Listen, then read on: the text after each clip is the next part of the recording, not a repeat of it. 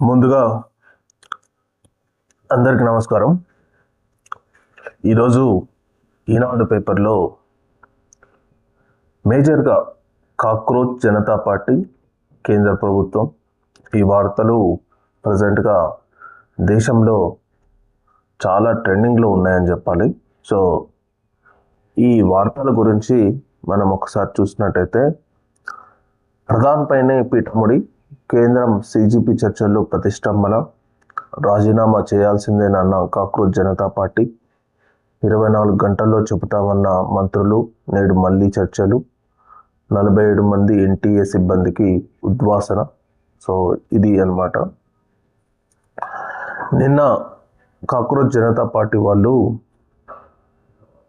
కొంత జేపీ నడ్డాను కలవడం జరిగింది, జితేంద్ర సింగ్. సో కేంద్ర ప్రభుత్వం ప్రతినిధులను కలవడం జరిగింది.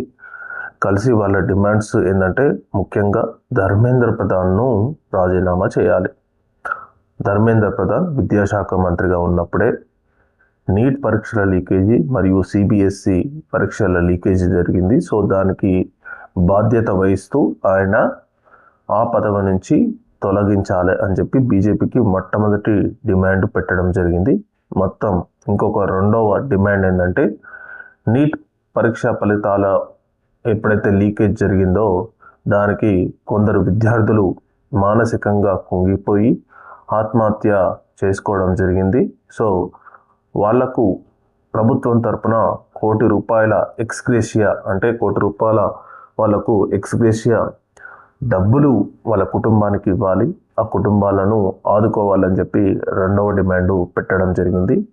మూడవ డిమాండ్ వచ్చేసరికి, ఎవరైతే ఈ నీట్ పరీక్షా ఫలితాలు లీక్ చేశారో వారిపై పూర్తి చర్యలు తీసుకోవాలి, మరియు ఎవరైతే జంతర్ మంతర్ దగ్గర ప్రొటెస్ట్ చేస్తున్నారో వాళ్ళపై పోలీసులు విచక్షణారహితంగా కొట్టడం మరియు కేసులు పెట్టడం జరిగింది. సో దాన్ని కేసులు కూడా విత్డ్రా చేసుకోవాలని చెప్పి ఈ 3 డిమాండ్స్తో కాక్రోచ్ జనతా పార్టీ ప్రతినిధులు అయిన సౌరవ్ దాస్, ఆశుతోష్ రంకా వీళ్ళు జేపీ నడ్డా మరియు జితేంద్ర సింగ్ వీళ్ళు కేంద్ర ప్రభుత్వంతో చర్చలు జరపడం జరిగిందనమాట. సో ఈ చర్చల్లో ఒక కంక్లూజన్ ఏంటంటే, కేంద్ర ప్రభుత్వం ఆల్మోస్ట్ 2 డిమాండ్లకు ఓకే చెప్పడం జరిగింది. 2 డిమాండ్లు అంటే, ఎవరైతే నీట్ పరీక్ష ఫలితాలు లీకేజ్ అయిందన్న వార్తతో మానసిక వేదనతో ఎవరైతే విద్యార్థులు చనిపోయారో వాళ్ళ కుటుంబాలకు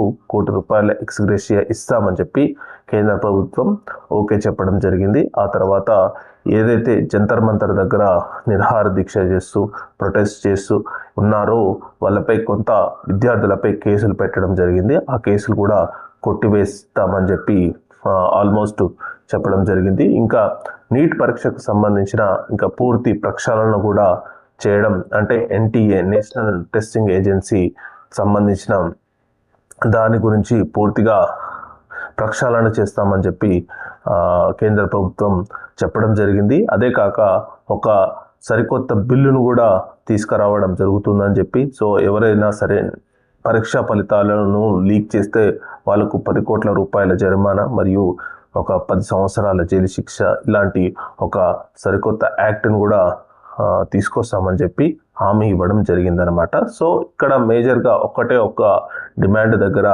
ఈ కాక్రోచ్ జనతా పార్టీకి మరియు కేంద్ర ప్రభుత్వానికి ఒక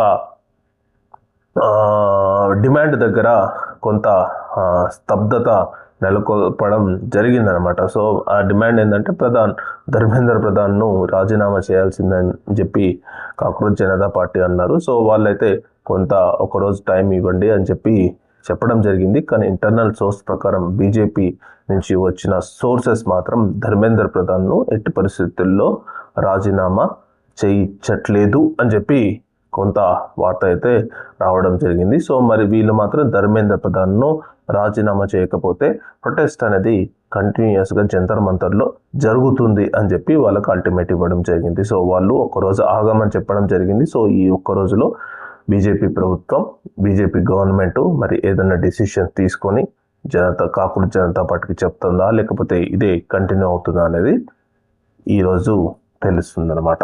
సో మీది నెక్స్ట్ ఇంకోటి ఏంటంటే, విద్యార్థులపై దాడులు ఆపండి. సో వర్సిటీల తీరుపై మండిపాటు, పైలట్లు తలిగి గాయపడ్డ యువకుని చూపించిన కాంగ్రెస్ అగ్రనేత రాహుల్ గాంధీ. మనం ఇక్కడ చూడొచ్చు జనరల్గా అసలు ఎంత దారుణంగా ఉందో పరిస్థితి. సో ఇది మామూలుగా ఈ అబ్బాయి చూడొచ్చు. సో అసలు విద్యార్థులను ఎలా కొట్టారంటే మానవత్వం కూడా మర్చిపోయి చాలా దారుణంగా ప్రవర్తించడం జరిగింది. సో ఇందులో చాలామంది పెల్లెట్స్ గన్స్ యూజ్ చేశారని చెప్పి సో చాలామంది చెప్తున్నారు. ఒకసారి మనం పెల్లెట్ గన్స్ యూజ్ చేశారు. సో చాలామంది విచక్షణారహితంగా కొట్టారని చెప్పి చెప్తున్నారు. సో ఇది దారుణం, చాలా దారుణం. సో దీనిపై మరి అది భారతదేశం మొత్తం చూసి చాలా ఆశ్చర్యం వేస్తుంది అనమాట. అసలు ఏం కొట్టుడు అసలు అమ్మ భయంకరంగా కొట్టడం జరిగింది. వాళ్ళైతే నిజంగా దారుణం. ఈ కొట్టడానికి వాళ్ళు ఎట్లో తట్టుకురు కానీ వేరే వాళ్ళైతే అసలు ఇంకా అటు సైడ్ కనబడకపోదురు. కానీ ఈ విద్యార్థులు ఆత్మస్థైర్యంతో ఎంత కొట్టినా ఓర్చినా తమ విద్యార్థుల భవిష్యత్తు కోసం వాళ్ళు అలానే ఉండి దీక్ష చేయడం అనేది నిజంగా హ్యాట్సాప్ చెప్పాలి.